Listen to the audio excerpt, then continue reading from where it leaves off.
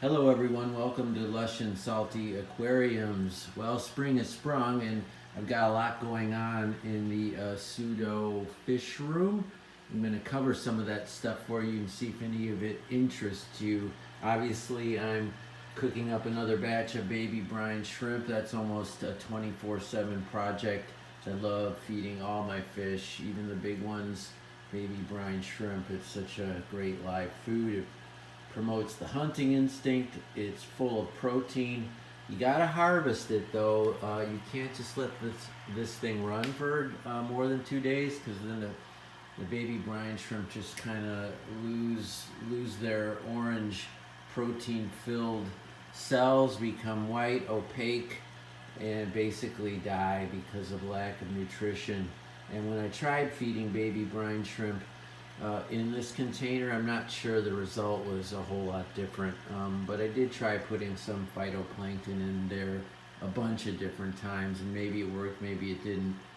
It's an internet idea. Okay, here I put on a breeder box on the side of this celestial pearl danio tank. There you see a beautiful male.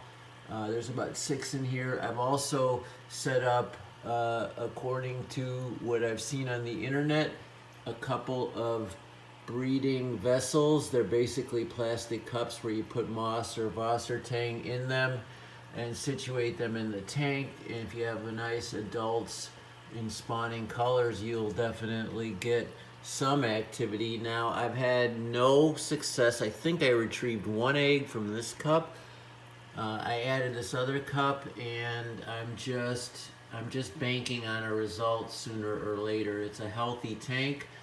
I've got good stock of the celestial pearl danio, and then when I retrieve the eggs, you pull the thing out, pull these little cups out, and carefully remove the moss into another plastic cup with a little bit of tank water, and look for the eggs. And then with a simple, what do you call it, little turkey baster, eye dripper, something like that, you retrieve them. And I'm going to put them in here, which is this awesome little gizmo that you can get online for under 20 bucks, a lot under.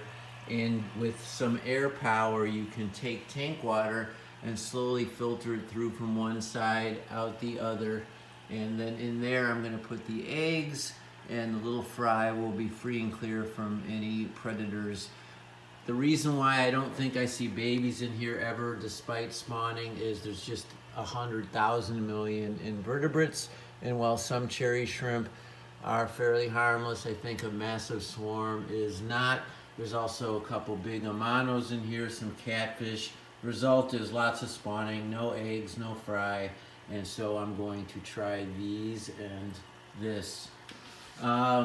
Moving right along, I've set up a few jar tanks. I don't have anything planned for this one. I'm collecting tank water and growing some plants, guppy grass, and there's a few rotala growing out, just carefully lodged in there. They have rootstock. Not sure what I'll do with that, maybe nothing.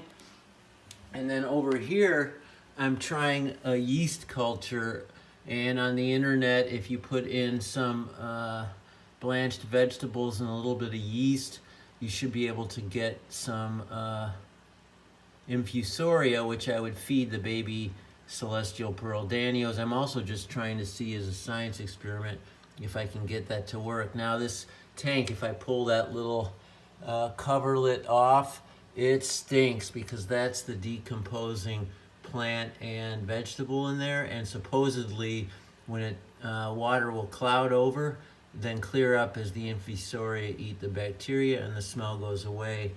Here I've got a really cool planted jar with nothing in it, maybe a few snails. I'm not sure what I'll do with that. If anything, I might just take all that stuff out and do what I'm doing over here, which is cultivating green water. Green water is just algae infused water. It's an awesome product to use to feed Daphnia. Now I'm going to start a Daphnia culture in my buckets in the backyard, which is just more green water. And you feed the Daphnia, which will come in the mail, a Daphnia culture, and I will add green water. I also just kind of wanted to see if I could get really nice green water using the jar method. Here is a small jar with just Wassertang, and then another one with Java moss, which I pull and use all over the place, and it grows just fine in decent light, but not too much, and in closed jars.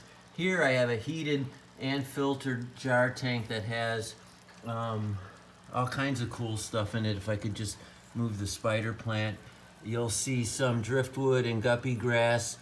I have a tiny nano heater as well as a sponge filter. Now, I put in 4 tiny baby rocket killifish or clown killifish.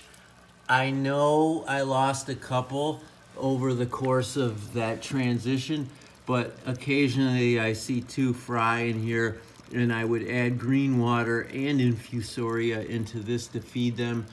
I'm not sure that that has worked yet either, but I pulled the babies when I saw them, if you allow this pan, from the rocket killi tank, which is this, and I have my clown or rocket killifish in here, and of course I don't see them, but I found some babies up at the top here, and I retrieved them so they wouldn't get eaten and put them in that jar.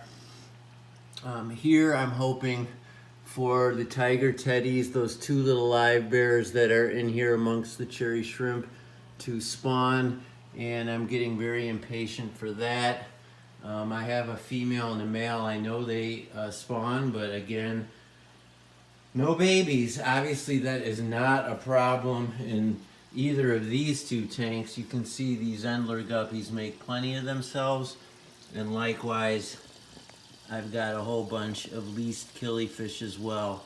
So some live bears are easier than others, and egg scatterers like the celestial pearl danio or any of these tetras for that matter are not impossible, but certainly harder. And clown killifish right now, there's the big father of all the ones I retrieved.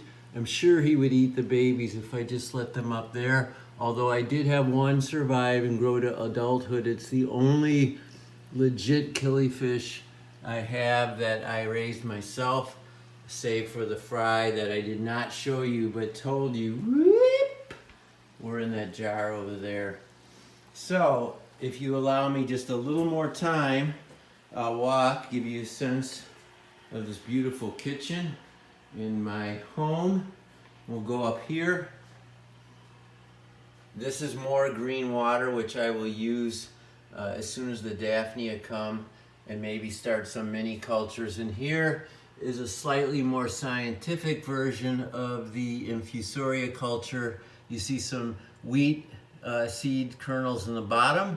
You boil those for 10 minutes till they're soft, put them in warm distilled water and add a little bit of yeast, and you should get infusoria, which I think I have some in here, and there's no way this camera will get them. They're microscopic, and they're meant for baby fry, and that was the whole plan, that everything would come to fruition at the same time-ish.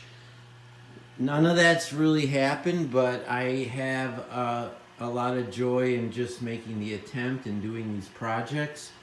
I'm following the lead of a whole bunch of YouTubers who have done and had success with all these methods I've talked about with you here. And I know it looks a little bit like a crazy laboratory. I love my wife for not giving me a hard time. I keep it clean and there's no smell.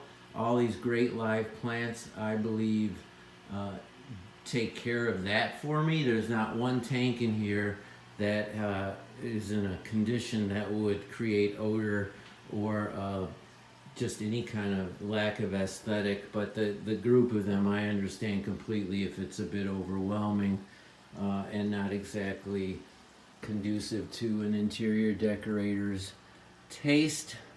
And that thing does stink, I ain't gonna lie, but I don't take that top off, and if the experiment doesn't work, it's going down the drain, and probably the outdoor drain. All right, everybody, that was kind of a crazy look at springtime at Lush and Salty Aquariums. You can tell I've always got my hands in the tank Ciao for now.